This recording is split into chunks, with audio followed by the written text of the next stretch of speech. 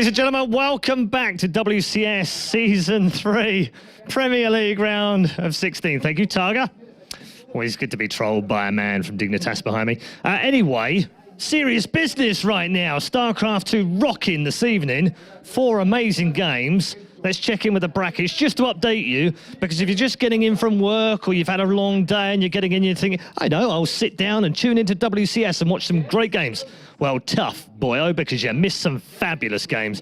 Targa already through, as we've said. He has the gold place at the top of the screen. Right now, we're at the bottom of the bracket where one more man will go through to the round of 8. It's going to be Welmu or StarDust after what was an absolutely insane, bonkers game between Happy and StarDust. Can you put it into a few words of what you thought about it, Kalaris? Well, I lost a lot of the words at the end of that game 3. There wasn't really much to commentate other than 2 Marauders microing around doing what they want to do, and it was strange. It's, I want to go with the weirdest series I've ever cast. Yeah, I'll go with that. Yeah, I mean, also enjoyable though. I mean, it was strangely, oddly enjoyable from my point. I was sitting there going, no, oh, he's killed one. It was literally like almost a mini game of slow death chess. Yeah, I thought it was just going to be the slowest death ever, but then StarDust actually, in terms of control in that high tensity situation, it's really hard to do that. Be able to leave just a few units back whilst denying the, as Grubby said. So very impressive. It was almost like he had 3 keyboards in front of him. Yeah. And he was controlling them all over the place. But nevertheless, fantastic.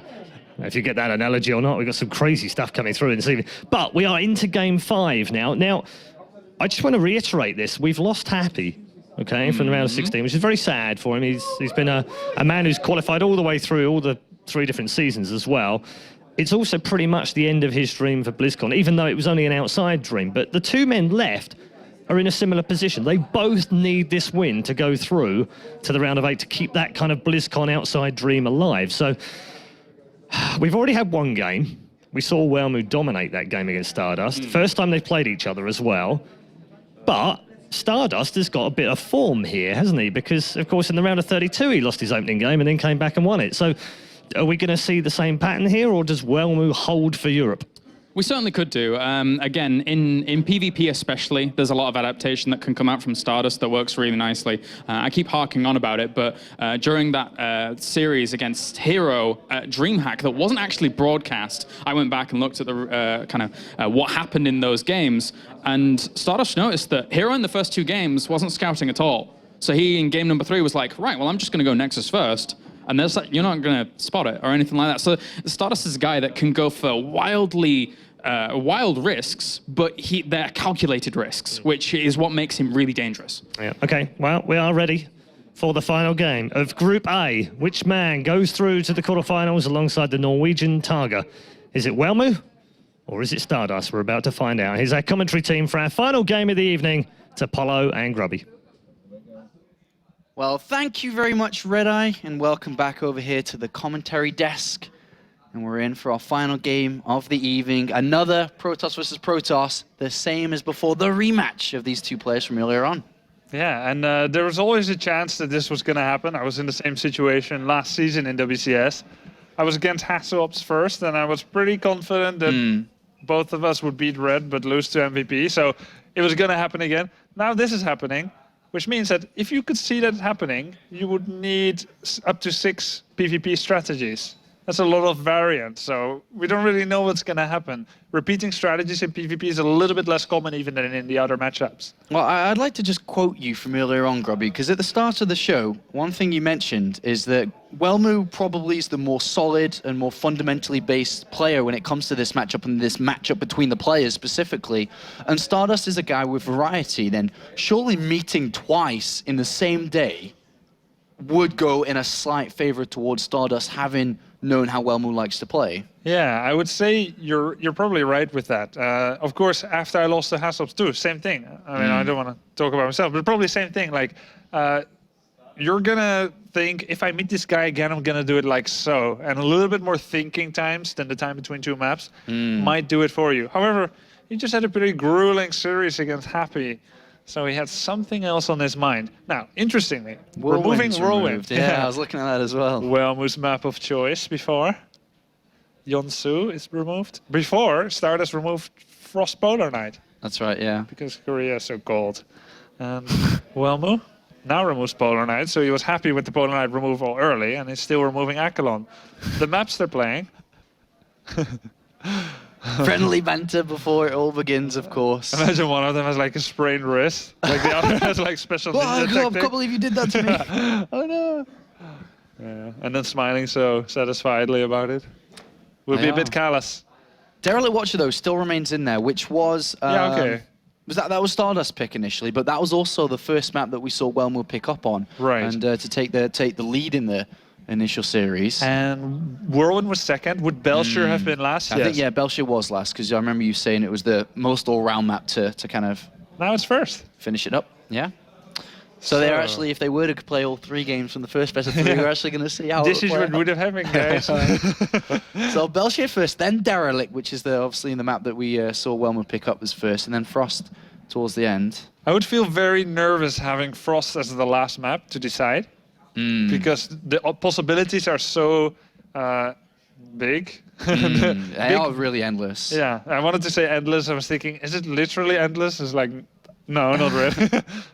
Billions, maybe, yeah. But anyway, there are a lot of possibilities on Frost, so it's kind of hard to go into this and say, yeah, I envision exactly how it's going to go down. I know what's going to happen. It's kind of like you get in there, you kind of choose your opening build, then you improvise. All right, well, here's Welmu again. If you didn't meet him before and you don't know who he is, here he is once again. A player very aggressive playstyle, focused very heavily on the harassment in some of the other matchups. Is learning a lot, let's say, in Protoss versus Protoss in recent times. Luckily for him, it's one of his favorite matchups, if not the favorite matchup, and he's had the chance to play time after time after time after time. All Season 2, full of all the Protoss players we had. He got a lot of learning experience from the likes of MC and Rain at the Season 2 finals as well. And the funny thing is, anytime you're having a conversation about PvP, Welmu always comes up. In Europe, that is. When people think about learning how to play PvP, they often look at Welmu, and he doesn't have a crazy diversity of strategies. It's the DTs, it's the expansion. It's just the way he plays it, which is so sound and solid. I don't see him opening a lot with like Phoenixes and then Blink all in and so on. It's solid. That's why it's solid. And his 1-2 losses against Rain and MC in the globals, Rain and MC, they were playing even better than they usually do. They were both playing very strong. But Welmu, he looked solid in all of them. Don't even only look at the score, which is close. 1-2 is, of course, the closest score possible in the best of 3. The way it looked like was very solid. Like, he didn't get fully routed. He didn't get embarrassed. It was just like, yeah, he lost. He was just a little bit less good. So he's bringing a lot of strength to the table here. Well, let's see if we can continue to bring that strength to the table. StarDust just come off a big win here. Yeah. Or should I say a long win against Happy, and is now coming back to the table, coming back to play once again here in this PvP. We're about ready to begin this. This is going to be the last series of the evening. One final best of 3 to determine who joins Dignitas Targa in the round of 8. The first 2 players to make it to the quarterfinals here in the World Championship Series, as things are now ready. And for the last time, or the first time in this best of series, the last time overall, down here in the bottom right, playing for Neurosoft from Finland, it's Welmu.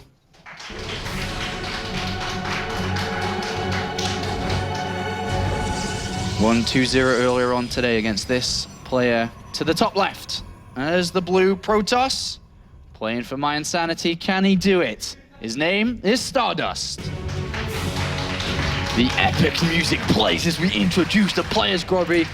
So cool. Hype. Yeah. Or as Scooter said, hyper. Hyper. Very cool. So, still got a very loud crowd here, even at this late hour. Thanks for being here, guys, our live audience. A lot of endurance. My mother was here earlier. Yeah. She already went home. I met her. She's famous. I saw her in a BenQ video. She said, what's the big units that the red one has, Targa? It's like, it took me a long time to find out. Yeah, they're around the crystals. Oh. Like, oh, that's a hatchery. Zerg buildings are alive. Oh. And she's like, Then why are they building? I bet she knows a lot about Warcraft 3 though, doesn't she? Yeah, she knew a lot about Warcraft 3, but it's hard to keep up with the kids these days, jumping from game to game. Oh, you guys. All right, double gas opening here from Welmu, Okay. which is kind of normal. We do see this very, very often from him. He loves to play with gas. He loves gas. Yeah. StarDust, on the other hand, though, probably going to be taking a second gas, but hasn't decided to get it earlier on. Usually, the likelihood is just after that cyber core is down. Yeah, and it's kind of funny because like if you do gas into core into second gas, your core is literally about 3-4 seconds faster. And it means that probably you'll start with a Zealot. If you're going to start with the Zealot anyway, you have a little bit more minerals early, you can afford that while still affording probes and pylon and so on. You get a little bit less gas. Usually an opening like this, when I play it, it leads to a Twilight Council with Blink. Zealot, Stalker, Mothership Core, Twilight, second Stalker, +2 gates. It's that's usually how you see it open. But it's because you don't have as much gases when you open with 2 gases. It can also mean 1 gate expansion, which I think wouldn't be so weird coming from StarDust now, considering the games that they've had in the series they played earlier on in this group. All right, well, so far he's added on the Mothership Core and Stalker, so far he's following that pattern towards where you described. On the other hand, though, Welmu has thrown down a second gateway and has also chrono boosted into the cyber core twice, I think, now that is. So, bless you. Thanks. He is rushing down his cybernetics core, or at least the research for it, and the Mothership Core behind it. Robotics facility, so not the Twilight Council, but it is a tech choice. As you said, Zealot, Mothership Core, then Stalker, and then the robotics facility. So this build, I call it the 1 gate pressure into Robo. The way that it works is like you make quick 4 units, Zealot, double Stalkers and Mothership Core. You pressure, you get information. If it's a Stargate play, a risky Stargate, those units are enough to do a lot of damage. Maybe force a photon overcharge, maybe kill some probes. If it's not a Stargate, Robo's fine. Robo's good against Blink, DT, and against expansion. So that's kind of how it works. You're still most sad if they have a safe Stargate build. But Welmu usually doesn't do like kind of safe Stargate build. There we go. Zealot already getting 1 probe kill, second probe kill. Wow, and a third. Oh my god. And on top of this, he's got all this information. He's trying to get a 4th and gets a 4th. 4 probe kills, all this information already. By the way, we did see Welmu slip a probe out. He actually danced with it because the Mothership Core's crossed, and he actually danced with the probe. It wasn't displayed, but upon seeing 3 gateways down already on, I'm sure he may be thinking about this, but that's a good start here. Very, very good start. And it's good to use that kind of strategy where you try to kill the opponent's probes later in the day rather than early, when the spirit isn't so ardent anymore, when people aren't so awake anymore. I mean, Welmu, he could have saved every probe, he could have moved him away, but he's tired, man. But here we go, counterattack. This is a very smart counterattack.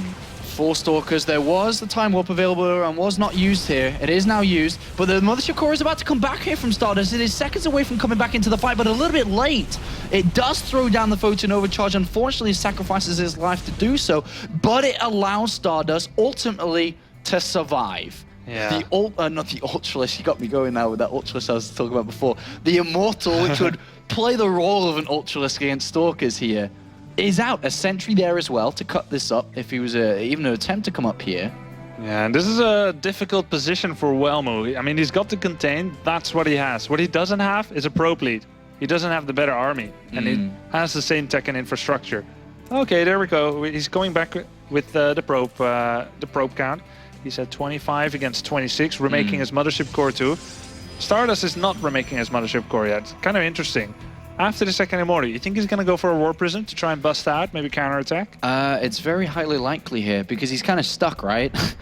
he's in a bit of a pickle because obviously he's not going to really break down this too fast. It is now started. Good call there, Grubby. And we'll see how this is going to work out. He's scouted out quite a lot, if I'm not mistaken, with the Observer on the other side of the map. He hasn't spotted the Nexus precisely, but in this position, it's very likely your opponent's going to try to keep you inside your base while taking his second. Yeah. But how is his counterattack going to fare?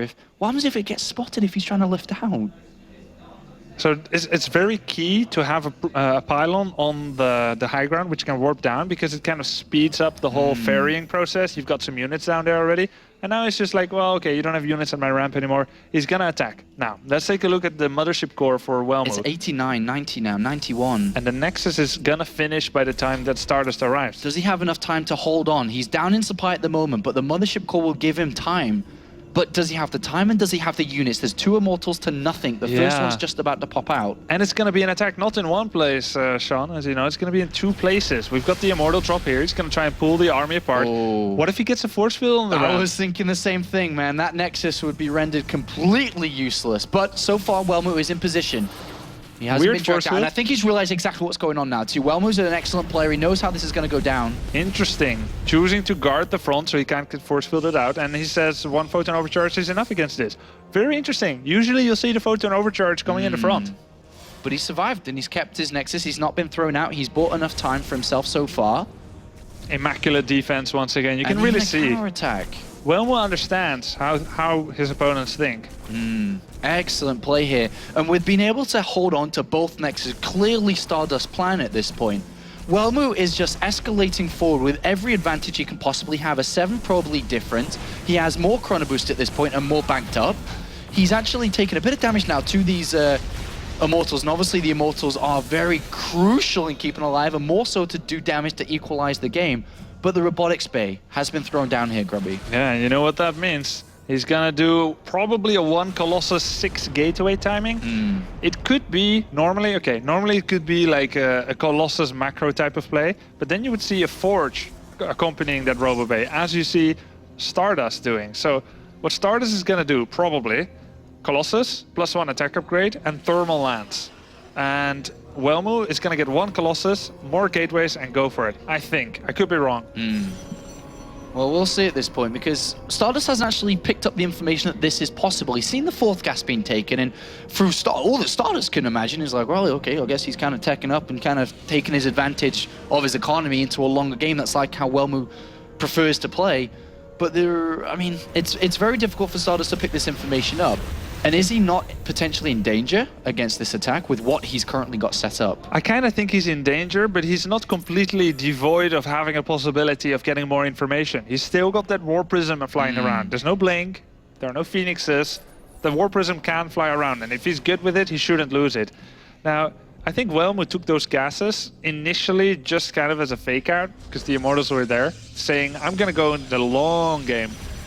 But now he's actually restarting probe production again. So I feel there's a little bit of a lack of direction in Welmu's play. I'm not 100% sure. It could be that he's just seeing things better than I do. Well, a big scout just came in from StarDust. Double hallucinated Phoenix scout everything. From the Chrono Boost to the Robotics Bay to the additional gateways, which you saw with the Immortals, every single little bit here. And with that information, so far, nothing's really changed from StarDust. He's still going along the same lines of building the Colossus, getting thermal lance.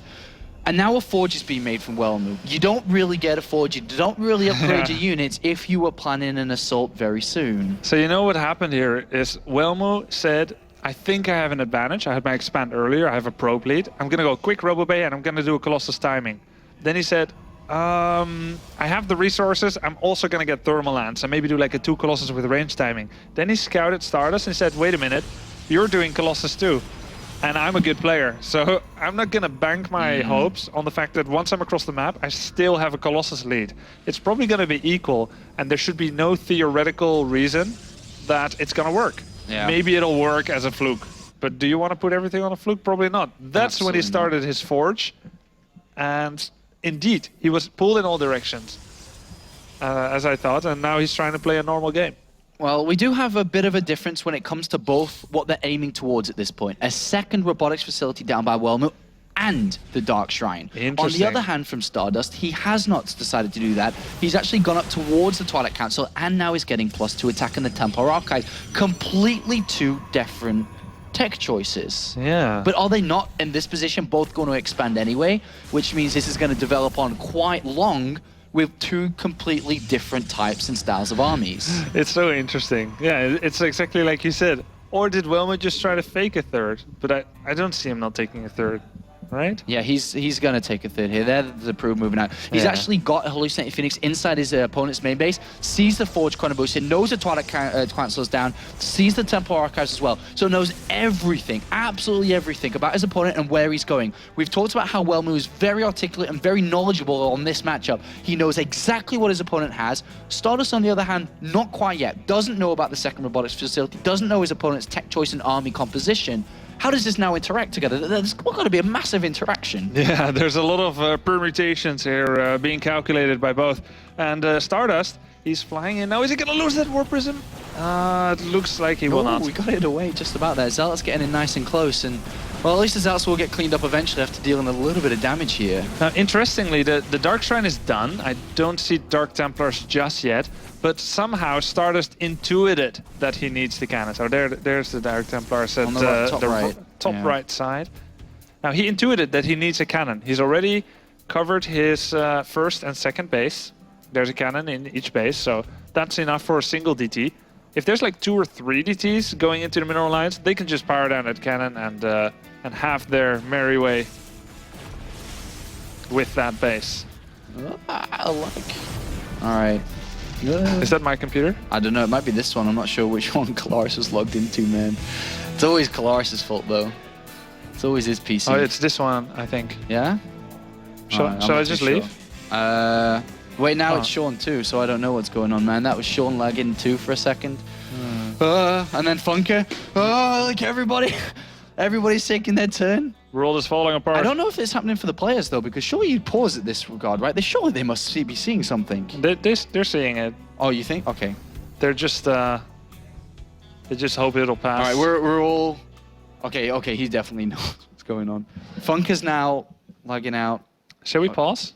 I don't have the power, man. That's the admin power.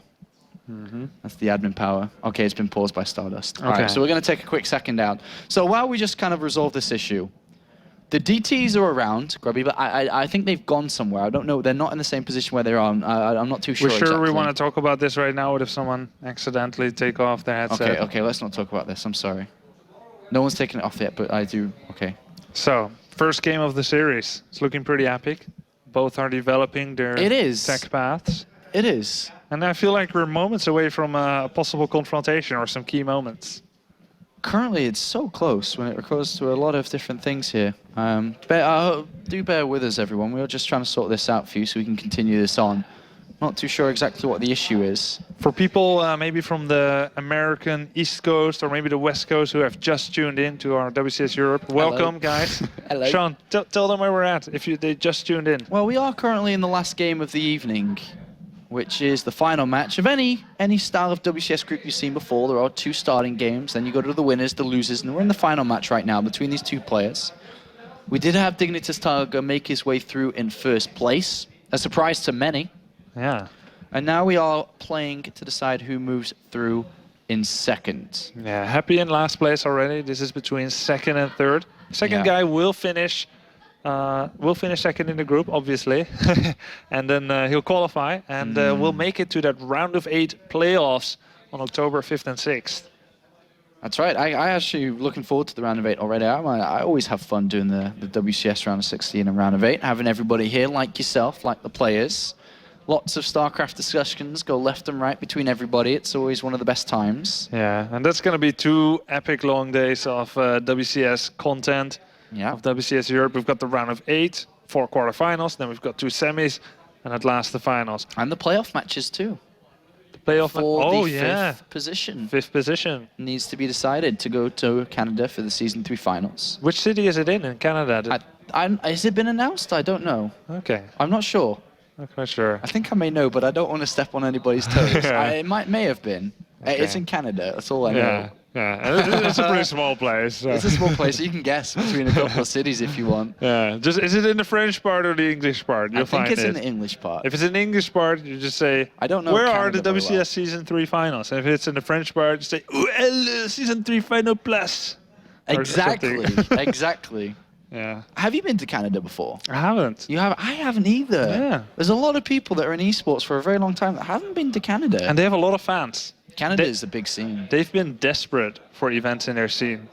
Which events actually happened there? NASL was the big one that was there. Was there an IEM there or not? I don't think, no. I don't think any big tournament, MLG, IEM, DreamHack's been to Canada, just NASL. And they had a racking tournament too. It was pretty good. They're craving our attention. They are. And now we're going there. It's going to be cool. But during that time, it's going to be hella cold, no? When is it? It's in later of October, I guess. Late October. Yeah, I think Late-ish October. I thought it's 25th of October, because the New York event is the week after this, or week and a half after this round of 8. Wait, Because that's around the 13th of October, and I'm pretty sure it's the week or week after that. I'm gonna tell everyone for All sure. right, I'm pretty sure it's around that time. All right, I'll let you figure that out. So we still are having the current issues. Everybody here in the studios is trying to resolve it. We don't exactly know what the hell's going on. Worst case comes, we can always resume from replay. Worst case happens. Yeah. But this is, I mean, I was really enjoying myself. I'm especially enjoying your analysis, Graham. You're filling all my little information needs. It's easy to cast with a pro like yourself. Oh, come on, you man. know that. You All can I put do- a goose next to you and To they'll be cast honest- really insightfully. If a goose was casted next to you and it knew how to ask a question, I think that would also fit in. How about 2 geese? Two They could geese? outperform us any day of Sunday. Probably, man. Any given Sunday. One's just quacking away trying to ask different questions and one's just answering. We're That's not all far it away is. from cracking away ourselves here. And we are cracking away a bunch of nonsense at the moment, that's for sure. But I do have a bit of goose info here. What's goose? 25th October, indeed. You said 23rd, very, very close. I think. I said 25th. Oh, God. We can go back and watch this tonight. You can watch the VODs on www.starcraft2.com/WCS. Yeah. Got that one plugged in. Yeah, very nice. Thanks, mate. I've been practicing that for an entire couple of seasons. Yeah, I'm glad I remembered that link. very nice. It wasn't a hard one to remember, but I got it. It's a good website. I also remember the ticket link. The ticket link? Yeah, to buy tickets to come. Well, it's not even buy tickets anymore. It's to kind of pick up free tickets to come here. Yeah, you guys should come. Are you? You can come talk to me and Grubby. When Yeah. we finish the broadcast, we'll go get a drink and talk over there for a little bit. Yeah. If you do live in Germany, in the vicinity of Cologne, come to. Can I say the address? It's everywhere. It's just Yeah. WCS ESL Cologne Studios. Come to Siegburgerstraße 189. You're very welcome 9? here. I thought it was 8. 189. Yeah. Oh, you're right. Yeah. Yeah. Yeah. Come Well done, visit man. here You tomorrow. know everything. 6 You- p.m. You know French and German and addresses. 9. And dates. 9. StarCraft and Protoss. Wow, what else do you not know, man? Not much. A lot. All right, well, as you can see, the players here sitting, waiting. The lag keeps popping up. Or I once the waited 2 disconnection hours box. for lag to resolve 2 hours. at a LAN.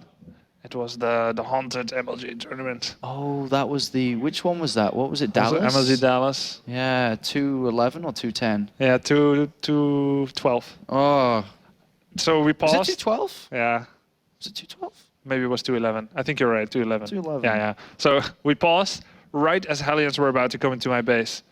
And there it's wasn't like- resumed from replay back And, then. and my mate. observer was almost in his base, and I was like, I wonder what I'm gonna see. Battleships, but like battle cruisers. Am I gonna see factory barracks?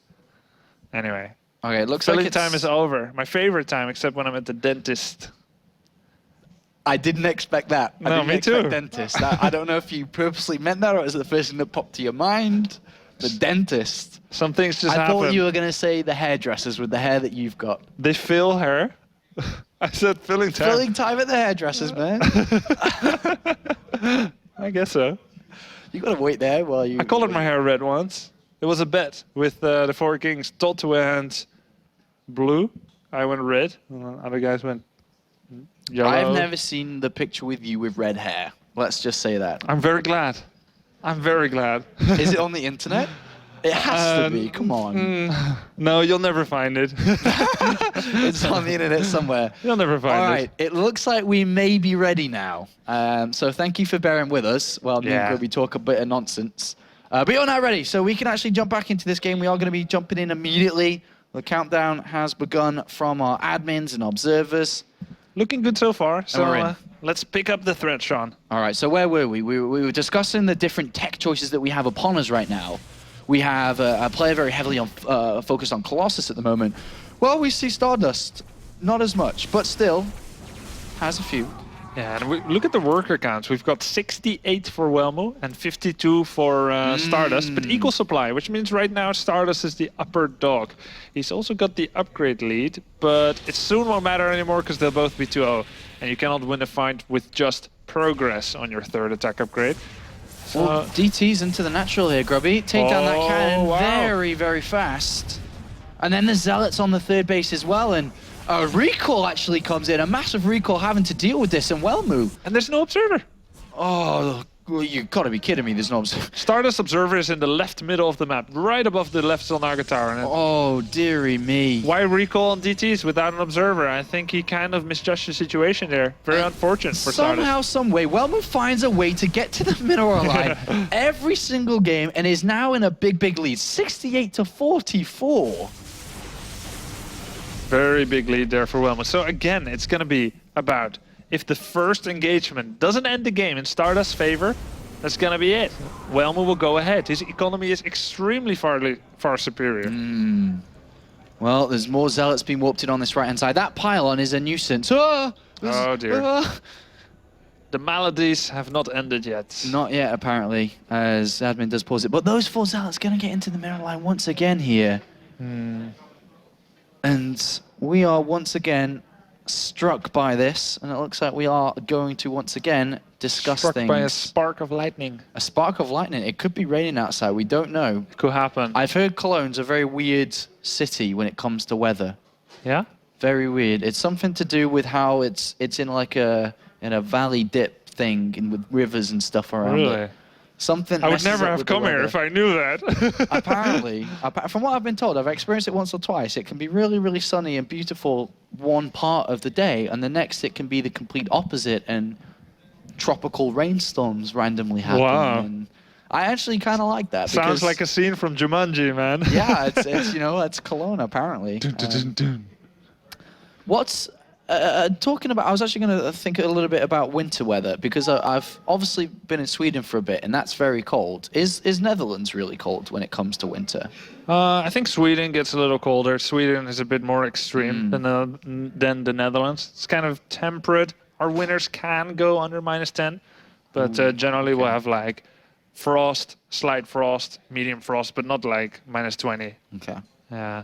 I guess Cologne's got to be similar to whatever city Utrecht or Probably quite similar. Amsterdam that you're from. You live in Utrecht or something that's similar to Yes, that, very right? good. Utrecht. Yeah, oh, I said it right as well. No, I just repeated you because it was so affectionate. You got my hopes up there. I was like, well, whenever I hear a Dutch person speaking, there just seems to be a lot of... Oh, you just said that you love my hair. Thank you. Okay. I'm really good at that, man. All right. We're going to get saved, not by the bell this time, but by a very handsome gentleman. Kalaris, please take it away for a while.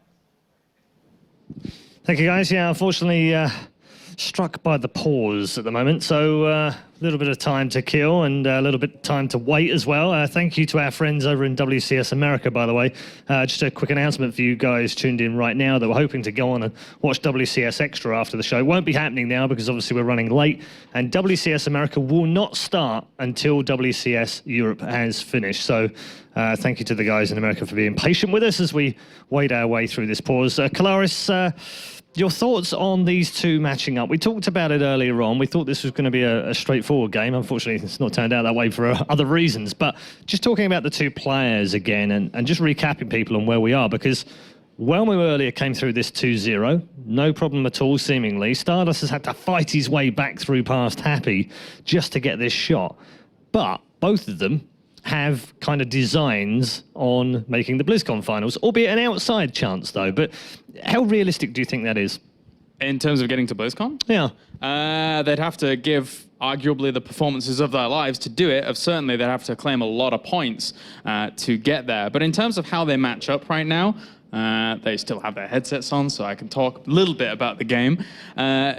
Somehow, said it before, you got to take precautions against this guy's DTs because somehow, some way, they make it in. And right now, they've done some damage. So this is going to be a tall order out for StarDust. Yeah, okay. And in terms of Welmu, I spoke to him earlier on in his interview. We talked a little bit about the fact that he has this incredible story that comes from, 4 qualifiers that he played at the beginning of Season 1. Then he played in Challenger, had to fight his way through Challenger through different brackets and group play and all sorts of kind of craziness.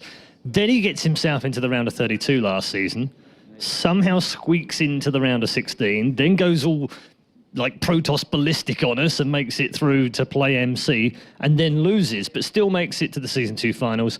Then, as he, by his own admission, said, didn't have enough practice for a number of different reasons, falls to MC again for the 3rd time in 3 games in WCS history, and then goes down to Rain. But he put up good fight against both those guys, both 2-1, got a map off both of them. But we said earlier on, that experience now pays dividends. But with the pause, how do you think he can cope with that?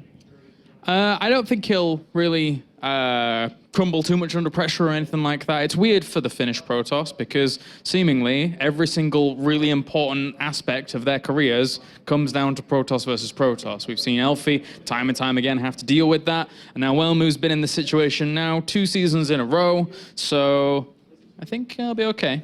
They've just taken their headphones off, so well, we'll avoid talking about the particular game itself as they've got their headphones off right now. It's an interesting time for the Finns, isn't it? I mean, we spoke a little bit about this before we came on air earlier on. Cyril had a great run at DreamHack recently. Alfie's had a great run at DreamHack. Welmu's 2nd season in a row has got through to the round of 16. What is it about these Finns right now? I don't know, man. I mean, you've lived there. What yeah. Are they drinking something in the water? What is it? It's not water, sorry. I think that Finland has it's a small scene, but it's a really tight-packed, tight-knit scene. Not many people live in Finland. It's a big country, but it's like 5 million population or something like that. But players like Cyril and Protosser, who have been practicing together for a long time. Protosser was, if you don't know, previously on Mouse Sports, no longer on there, but he's the older brother of Cyril. These are 2 players that are kind of overlooked, kind of overshadowed by Elfie and Welmu, but still have a lot of talent behind themselves, especially Cyril, who, as you said, at DreamHack looked really, really good in his ZVT, a matchup that can be extremely difficult. So, and I recently did an interview, actually, about the rise to prominence of younger players in the European scene and just how well-established and how deep it is. And Finland's a great example of that, because you've got a player like Cyril, who's only 14 years old, who eventually, he will make a splash, and he will do very well indeed. Indeed. So right now, in the round of 16, if you include Happy, we've got 2 Russians, a Dane, a Swede, a Norwegian, a Finn, a German, a Pole, a Slovenian, a Spaniard, and then 6 Koreans. Yeah. Okay, bear with me here. I know where I'm going with this, right? Korea, strongest European country. But where's the next bit of talent coming from? Because it seems like in Europe, what we've got like little plots of talent here and there. There's not one country really dominant. I mean, this you could argue this season 2 Russians is ahead of anything else in Europe and 6 Koreans, obviously. So you talk about this young talent coming through, but really, where is the strength right now in Europe, do you think? Oh, I would have to go back still to Sweden, because they have players like Naniwa, Sortov still practicing very, very heavily, Thorzain's studying admittedly, but still performing pretty well. Not at the very tip-top level that you would expect from a player like Thorzain, but then they've got such depth as well. I can't really peg where the young talent's going to be coming from. It's scattered everywhere, and that's really cool. Germany seems like a bit of a hotbed right now. Germany's good. A couple of really good young players, one of which we'll see this week. Yeah, and also if you want to elaborate on that a little more, you've got players like Mouse Marine, who is a scary Terran player. If he has a little bit more time to go, then that'll be good. But we also, ourselves, in Britain... What, me and you? Us. Right, yeah, I got scared there. I thought, hang on a minute, young talent? Well, young talent. Yeah, I was talking about me, but all right. We have someone. We have Johnny Rico, who just recently qualified for Challenger, who we didn't really see that much at the start of Heart of the Swarm. Kind of took a little bit of a landslide because of changes in the game and stuff. But he's found his footing again. So still more young talent still coming through. So Europe's plain sailing, man. It's Europe's strong. That's what we like to hear. Enough prattling on from us. We're going to take a very quick break now, but hopefully we'll get our issues sorted out with the pauses and get the game underway. I know that they're busy testing a game right now. So stick with us, stay tuned for the final game of WCS Europe Group A in the round of 16.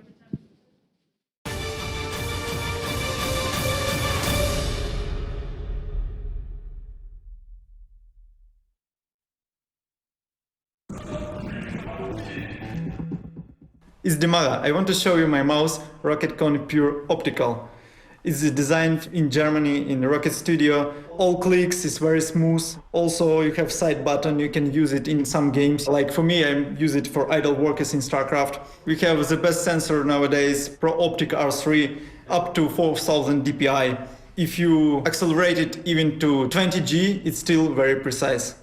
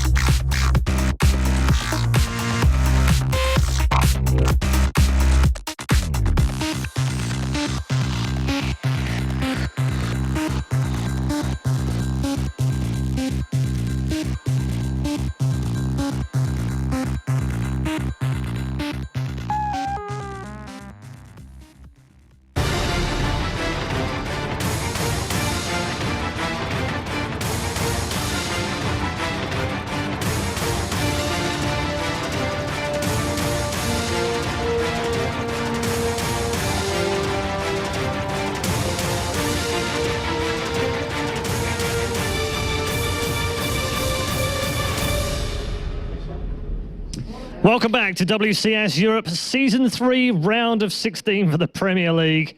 We have had a little bit of a break and people have eaten a few too many pretzels, including Carmack, who now thinks he actually is Dimaga. But nevertheless, thank you for holding on with us. Thank you. You will be rewarded with a great game, I promise. It's going back to our game between Welmu and StarDust. Now, this winning game, of course, decides who goes through to the quarterfinals alongside Targa. So let's get back into it with our commentary team of Apollo and Grubby. Thank you very much. We are now back, and hopefully everything is fixed to continue this series. It started out very strong, a very good game from both sides so far, and we're about to jump back into it now. We are seconds away from beginning. It's still map number 1. It's still all to play for in this best of 3. Remember, the winner of this series will advance on in second place in Group A here. And it has begun, Grubby. We are back in business. Game is resuming, still all to play for, and let's be thankful for the little things. There was not a major engagement 1 second away from happening during that pause, so they kind of had time to rally there. These zealots aren't going to do much. StarDust finally became the wiser to Welmu's tactics and antics, indeed. 2 cannons in every base. Well, let's just remind ourselves a little bit. Where are we in this game? Very similar army. Yeah, very similar to the Unit T, but there's a big difference when it comes to the probes. Yeah, and we look at the unit count. We've got 7 Colossus for both, 5 Immortals, 2 Archon for Welmu, and the reverse for StarDust. But yeah, probes. We've got 17 probes more for Welmu, which means he wants to win the second fight, basically. If he wins the first fight, well, that'll just be an unexpected windfall here. +3 has finished for StarDust. So if he can just get a little bit more supply, go max and fight before +3 finishes for Welmu, which is only 60 seconds away from finishing, potentially 40 with Chrono Boost, that will be good. But can he really force an engagement in 40 seconds while still having good positioning? I don't think so. Doesn't have Zealot charge. That will affect his Zealots quite a bit, the reinforcements as well, right? Yeah, he has to wait for that, definitely. All right, well, there is a DT that got roasted there. That pylon on the right-hand side, though, still has not been cleaned up. It's been a nuisance. It's been just the position to go for Welmu to harass these back bases. Yeah, and everything comes down in the late game. Not so much to harass anymore, not so much to probe count. Gateway count matters. We've got 9 gateways for Welmu, and we've got 6 for StarDust. That's really low, isn't it? For this point in the game. Very, very low. Well, as both players max out here, and they don't really have too much money to spend on them. Sure, we may see that happen as both players very close. Both with 3-3, both with Zealot charge, both looking at each other. How is the it's positioning? gonna happen. How is the positioning like? Who's it better for? I don't know. Oh, I think that Welmu's in a bit of a disadvantageous position right now. The amount of damage that has been dealt from StarDust Colossus, the Archons are broken through, and Welmu is dropping in supply here. And well, he wanted to win the second fight, Grubby, but when there's that many Colossus left over, it's very, very hard. We've got 9 Colossi for StarDust. There is a but DT again, there. DT's whacking away. There's 1 observer for StarDust, and it's above the lower Zanaga tower. Now it's rejoining here. That buys Welmu a little bit of time. But how do you come a 6 Colossus deficit? Very, very tough. 6 Colossus difference, massive. Somehow Welmu needs to buy time. He's got the money, He's but doing does he it. have the time? He's doing it, Sean. Zealots going in here. They're sacrificial. StarDust is sending everything back. I'm so surprised here. It's a little bit of a misjudgment of the situation. Remember that Welmu has double robotics facilities here. He's actually building 2 Colossus at a time. And what we'll end up seeing happening is that supply race back up, equal to StarDust, due to having the amount of probes more than his opponent. But is he still going to have the exact right amount of time? Maybe we'll see another warping on the right-hand side with that pylon to maybe pull him back once again. But right now, 162 supply for StarDust, over 131. And then now he's moving across. Yeah, and we've got the army supply. It's double for StarDust. Oh. Double, that's rough. We've got a 4th base mining here from Welmu, and even if he loses that, maybe it's worth the time. He's mined a little bit from it already. Not really enough to justify the cost that he put into it, but Welmu is just defending it. He's defending it. He's using it to gain superior positioning here. Not every Colossus is attacking Welmu. But the supply, I mean, the army size is so big difference. We saw Welmu attempt DTs within that. There's an observer around. It's not going to work this time, Welmu. 1 mishap, 1 bad fight in a PvP at this level is going to end your first game.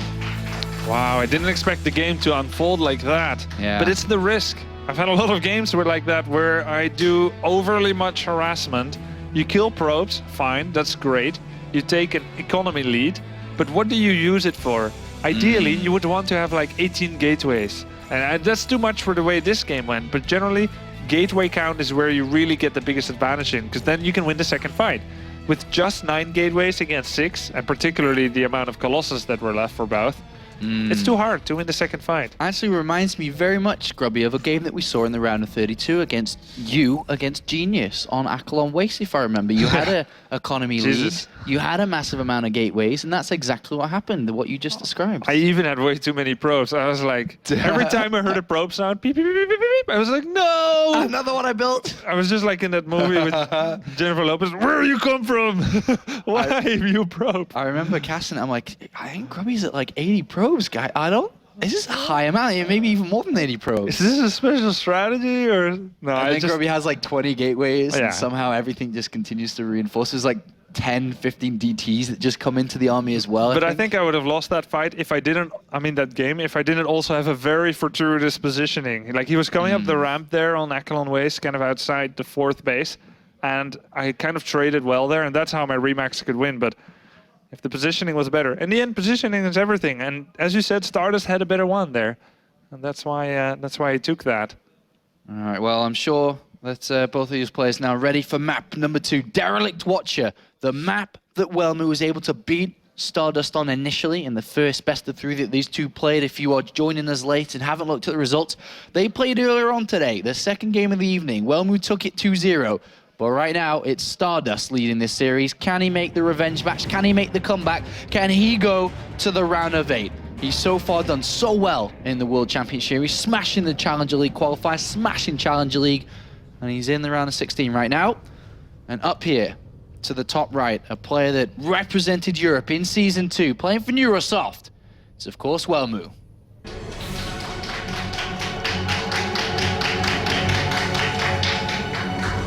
And a challenger to that Season 2 European representative, a DreamHack champion from DreamHack Summer this year, playing for My Insanity, it's StarDust.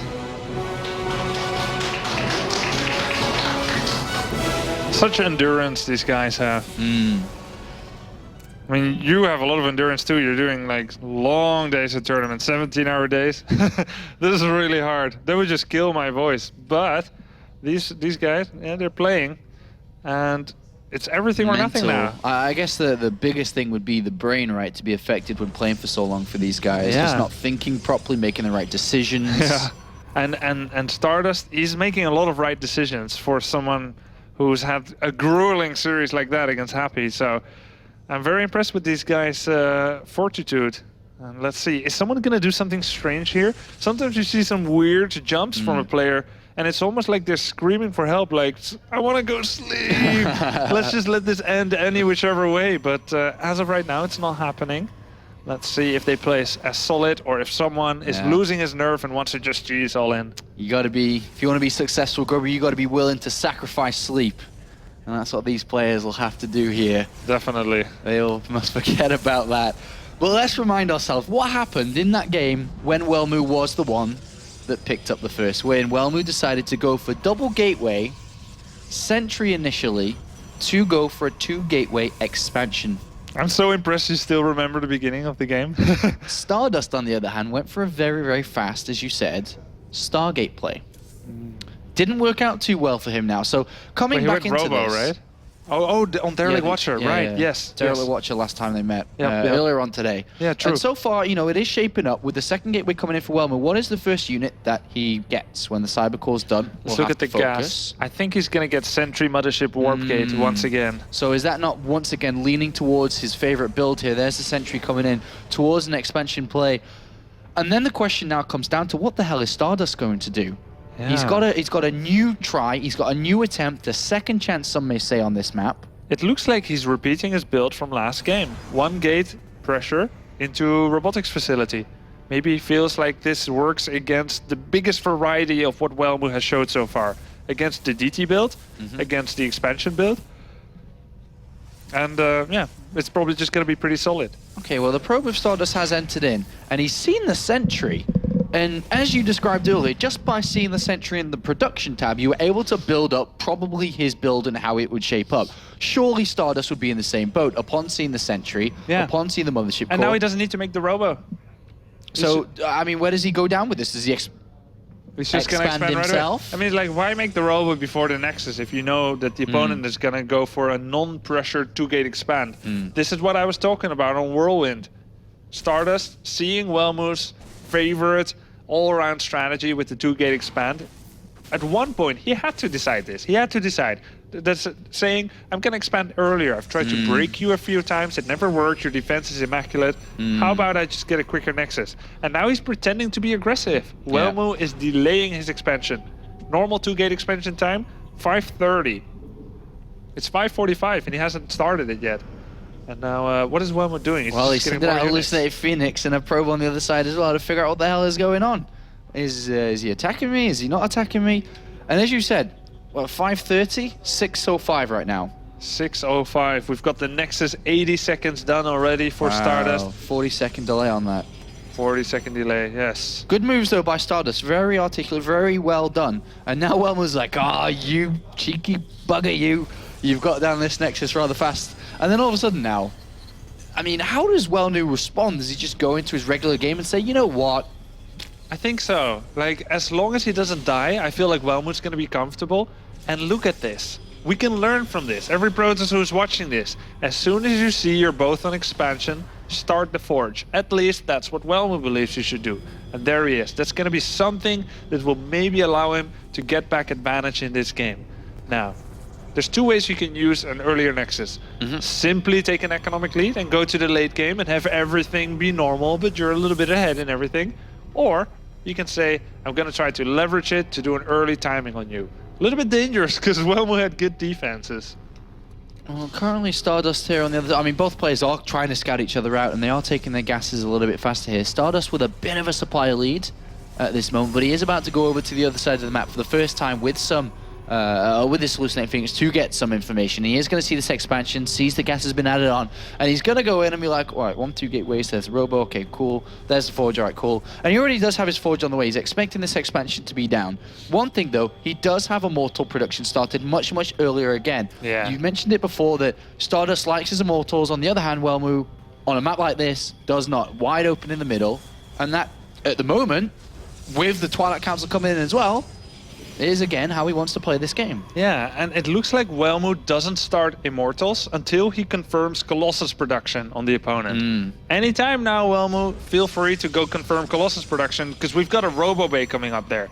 Now, I've seen someone, I don't know if it was I don't think it was StarDust. I've seen a Korean Protoss make their Robo Bay towards the front of their natural. Yeah. Is that the kind of Robo Bay you want that says, This Robo Bay might die in a mid-game harass or timing attack? It's almost too hard to believe. So is StarDust just going to use that to attack? But then his probe count says that he's not using it to go for a timing. He's just making it as part of his regular build. So I find this very interesting. Just building a building in a strange place like that, you can kind of play mind games with your opponent. What do you think? Absolutely, I agree with you here, completely. And it's so funny, when I cast a lot of StarCraft 2 games, so much information is kept away from each other. But in this game, they've both got everything. They've seen everything. Whether it comes down to StarDust scouting the Forge being credible and expecting +2 attacks, seeing the gateways being added on, Welmu's seen the robotics bay at the front of the wall as well. They've seen everything apart from each other's build and strategy at this point. And you know what this Robo Bay reminds me of? It reminds me of a medieval army launching a siege on a castle and then lighting like 100 campfires in the night to pretend that it's 100 companions, 100 units of troops, whereas in fact it's just 100 people, you know? That kind of stuff. Like playing mind games on the opponent, saying, I am very confident in my attack and this is what I have. And is Welmu gonna get affected or phased by that? So far he's just playing his normal game. He's not really going easy on anything. He did attempt to try to take a third Nexus, but the probe was picked off by the double Immortals that were moving around within that Warp Prism. And once again, Welmu is going in and scouting his opponent out once again. But there is no Immortal production, despite Welmu seeing that Colossus has begun. So he's just going to be Zealot Archon again. Look how much gas he's got. 1,200 gas. That's what he does, man. That's why he gets the 9 gateways. And right now, he has the 9 gateways. We see the same thing. A bare bones army trying to secure a third. Maybe the third is like an option. I've seen sometimes Welmu, he gets the third, doesn't saturate it, doesn't make a single probe. So the Nexus becomes like a lightning rod. Let the lightning strike there, but it doesn't really matter. Like, my body is unaffected. And then if the Colossus army wants to go and punish it, moves out, that's when Welmu like a... swarms in. Yeah, like a rockfish clamping on the on the prey. Well, StarDust, I mean, hasn't taken the third Nexus of his own yet, and he has seen the attempt of the Nexus and probably expects this to be down. +3 attack is on the way for Welmu, very, very fast in this game. Yeah, that's true. You're right. He saw the attempted Nexus, but he hasn't got visual on the confirmed Nexus. He's just about to send out one now to get that info. And the War Prism in the main base. Is there any defense there for Welmu? Yes, it looks like there is. Is there any way that we see an attack come out from StarDust right now? He's down on probes, he's at 47, he's added 3 more gateways in, +2 attacks about to finish. It looks to me that we're about to see an attack. But he's only adding 3 gateways. I think you're right, but he could have added a little bit more than 3. It seems a bit timid. He's getting up to 6, but he's not going to reinforce with Colossus, I don't think. It's just going to be the 4 that he has. But I definitely think you're right. He's going to attack. Now, he's trying to be tricky. The surprise attack is worth twice as much as the attack. Hello, I'm coming. I'll be there in 30 seconds. But there's 2 pylons for Welmu. Yeah, he is monitoring everything StarDust is doing. And this is not a surprise attack anymore. And now StarDust is just losing time. Well, currently the probe count 66 to Welmu to 46. That's massive. It's absolutely massive. That's actually overprobing, and he's still making 3 more. Do you really want to make your 33% income advantage, or 50%, I should say, to be 51? That's not the point here. He needs more army. You see the lack of third Nexus. Look at his army value. 1,600 minerals of active forces against 4,400 from StarDust. All right, all of a sudden, the Chrono Boost, I hope it's going into the gateways right now for Welmu. I really hope he's trying to build this army as fast as possible. He's Chrono Boosting out the robotics facility at the moment. But there's a big army coming his way. Maybe somehow we could get to +3 attack. He's Chrono Boosting out Colossus, actually, because he's trying to build 2 at a time here. Yeah. But the army is moving across for StarDust. All right, let's talk about this. I've seen Welmu hold an amazing attack before against Finale on Newkirk City, against Duck, I should say. On Newkirk City, using +3 attack and Archons, he beat a Void Ray army. Problem is, he's not fighting Void Rays, unupgraded Void Rays. He's fighting 2 Colossi, and his range isn't done yet. We need Thermal Lances to finish. 20 seconds left. Is he going to get those 20 seconds? He's getting closer and closer to the army value of StarDust, but the engagement is impending. I mean, right now, that economy is really playing a massive factor for Welmu, but time is ticking. Thermal Lance is done. Is he going to have a good fight now? Welmu actually is going to have to go up his own ramp. He's going to have to lose the advantage from having the high ground. But all of a sudden, StarDust retreats back down, but does throw counter time up to prevent Welmu from attempting to fight into this. These 2 Colossus on the Natural are being chased by Zealots. One is going to die, another is going to squeeze behind the mineral line. We've got an engagement here at the 3rd. And this engagement right now, the Archon's powering through StarDust. He's already got a 20-30 supply advantage. More and more units getting warped in. And is this how Welmu's season finishes in number 3 is StarDust finds the Colossus dead, and that is it. StarDust with a beautiful attack off 2 bases ends Welmu's tournament here. 2-0 to StarDust, and he will be the 2nd place player to move on today. Masterful tactician. The Chinese warring provinces hundreds or thousands of years ago would have been proud to have StarDust as a war general alongside Sun Tzu. Very good decisions there in his strategies. That's what really made him pull through here after his initial loss against Welmu. Disheartening defeat for Welmu. But very disheartening. And you know what? Especially the way that these games played out. Yeah. It's kind of a classic mistake that some of the foreigners make against the Koreans, where you see the opponent's Forge, Robobay, and you see all that, and then suddenly it's like, you keep probing, they don't. Very strong timing by StarDust. And Welmu, what can we say? He overprobed. He didn't wasn't realize. Quite ready. And you look at that game, and you look at game number 1, and if he was to review that game, would be like, small differences would make the biggest. You know how you try to prevent that kind of thing? It's like you look at the mineral line, if it's like more, if it's like less, or if it's exactly 2 probes per mineral field, you're like, you're not going to take a third, probably. But Yeah. it didn't fully register. I make the same mistake so many times, my heart goes out to him. Yeah, well, unfortunately, therefore, Welmu are representative of Europe in Season 2. Funnily enough, we look at this group, 2 of the players that came from Challenger League are the 2 players that advance out from Group A. Remarkable here. And I guess, well, it's time to hear some thoughts from Red Eye and, of course, StarDust. Okay, with the winner, StarDust, well done. Congratulations, you have made it to the quarterfinals, but I have to tell you, you've done it the hard way tonight. It's been a long night for you. Yes, very hard day. It's like the limit, the round of 8 to final.